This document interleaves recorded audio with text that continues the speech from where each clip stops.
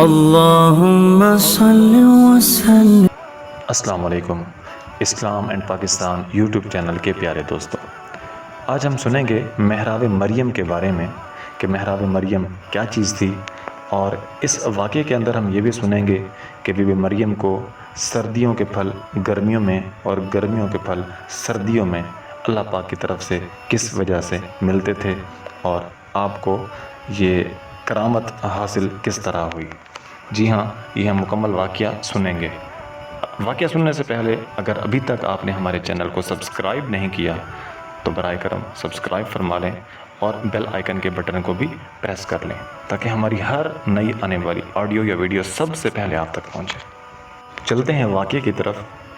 حضرت عیسیٰ علیہ السلام کی والدہ ماجدہ حضرت مریم رضی اللہ عنہما کے والد کا نام عمران اور ماں کا نام حنا تھا۔ جب بی بی مریم اپنی ماں کے شکم میں تھیں، اس وقت ان کی ماں نے یہ منت مان لی تھی کہ جو بچہ پیدا ہوگا میں اس کو بیت المقدس کی خدمت کے لیے آزاد کر دوں گی۔ چنانچہ جب حضرت مریم پیدا ہوئیں تو ان کی والدہ ان کو بیت المقدس میں لے کر آ گئیں۔ اس وقت بیت المقدس کے تمام عالموں اور عابدوں کے امام حضرت زکریہ علیہ السلام تھے، جو حضرت مریم کے خالو تھے۔ حضرت زکریہ علیہ السلام نے حضرت مریم رضی اللہ عنہما کو اپنی کفالت اور پرورش میں لے لیا، اور بیت المقدس کی بالائی منزل میں تمام منزلوں سے الگ ایک محراب بنا کر حضرت مریم کو اس محراب میں ٹھہرایا۔ چنانچہ حضرت مریم اس محراب میں اکیلی خدا کی عبادت میں مصروف رہنے لگیں، اور حضرت زکریہ علیہ السلام صبح و شام محراب میں ان کی خبر گیری اور خورد و نوش کا انتظام کرنے کے لیے آتے جاتے رہے۔ چند ہی دنوں میں حضرت مریم رضی اللہ عنہما کی محراب کے اندر یہ کرامت نمودار ہوئی کہ جب حضرت زکریہ علیہ السلام محراب میں جاتے تو وہاں جاڑوں کے پھل گرمی میں اور گرمی کے پھل جاڑوں میں پاتے۔ حضرت زکریہ علیہ السلام حیران ہو کر پوچھتے کہ اے مریم، یہ پھل کہاں سے تمہارے پاس آتے ہیں؟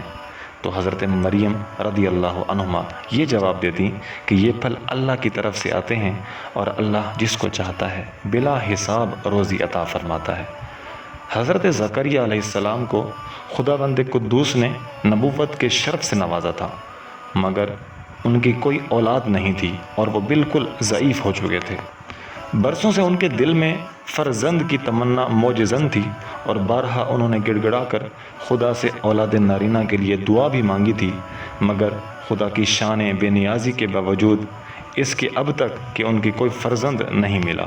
جب انہوں نے حضرت مریم رضی اللہ عنہما کی محراب میں یہ کرامت دیکھی کہ اس جگہ بے موسم کا پھل آتا ہے، تو اس وقت ان کے دل میں یہ خیال آیا کہ میری عمر اب اتنی ضعیفی کی ہو چکی ہے کہ اولاد کے پھل کا موسم ختم ہو چکا ہے، مگر وہ اللہ جو حضرت مریم کی محراب میں بے موسم کے پھل عطا فرماتا ہے، وہ قادر ہے کہ مجھے بھی بے موسم کے اولاد کے پھل عطا فرما دے۔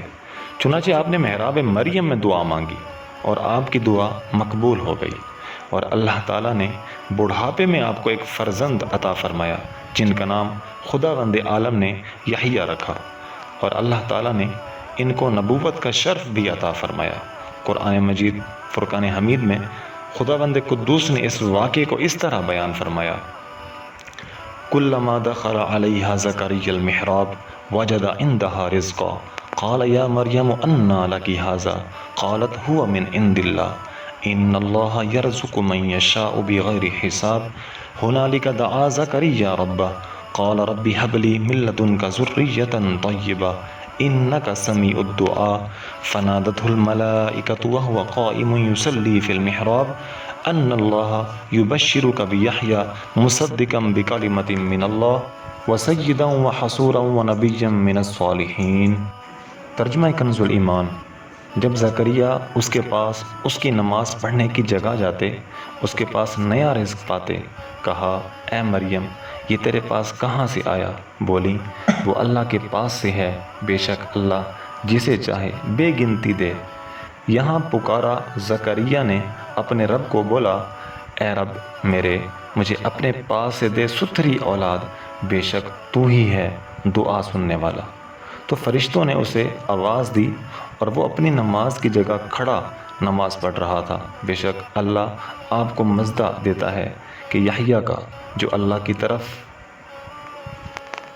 کہ ایک کلمے کی تصدیق کرے گا اور سردار اور ہمیشہ کے لیے عورتوں سے بچنے والا اور نبی ہمارے خاصوں میں سے۔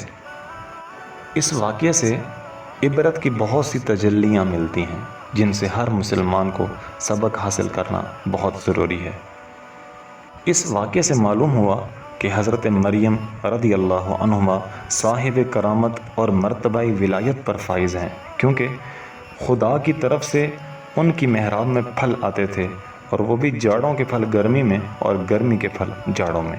یہ ان کی ایک بہت ہی عظیم الشان اور واضح کرامت ہے جو ان کی ولایت کی شاہد اور عدل ہے۔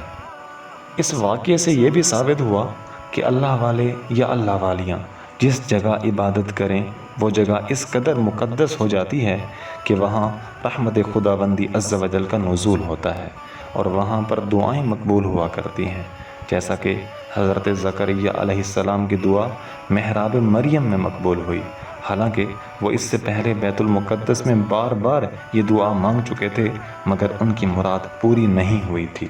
اس واقعے میں ایک اور بات بھی پتہ چلتی ہے کہ جہاں اللہ کے مقبول بندے اور مقبول بندیاں چند دن بیٹھ کر عبادت کریں، جب ان جگہوں پر دعائیں مقبول ہوتی ہیں تو ان مقبولان بارگاہ الہی کی قبروں کے پاس جہاں ان بزرگوں کا پورا جسم برساہ برس تک رہا ہے، وہاں بھی ضرور دعائیں مقبول ہوں گی۔ چنانچہ حضرت امام شافعی رحمۃ اللہ تعالیٰ علیہ کا بیان ہے کہ جب کسی مسئلے کا حل میرے لیے مشکل ہو جاتا تھا تو میں بغداد جا کر حضرت امام اعظم ابو حنیفہ رحمۃ اللہ تعالیٰ علیہ کی قبر مبارک کے پاس بیٹھ کر اپنے اور خدا کے درمیان امام ممدوح کی مبارک قبر کو وسیلہ بنا کر دعا مانگتا تھا، تو میری مراد بر آتی تھی اور مسئلہ حل ہو جایا کرتا تھا۔ امید کرتا ہوں کہ آپ کو یہ واقعہ پسند آیا ہوگا۔ اگر یہ واقعہ اچھا لگا ہے آپ کو تو اس کو لائک بھی کر دیں اور شیئر تو لازمی کر دیں تاکہ دوسرے مسلمانوں تک بھی یہ معلومات پہنچ جائے۔ جزاک اللہ خیرہ۔ السلام علیکم ورحمۃ اللہ وبرکاتہ۔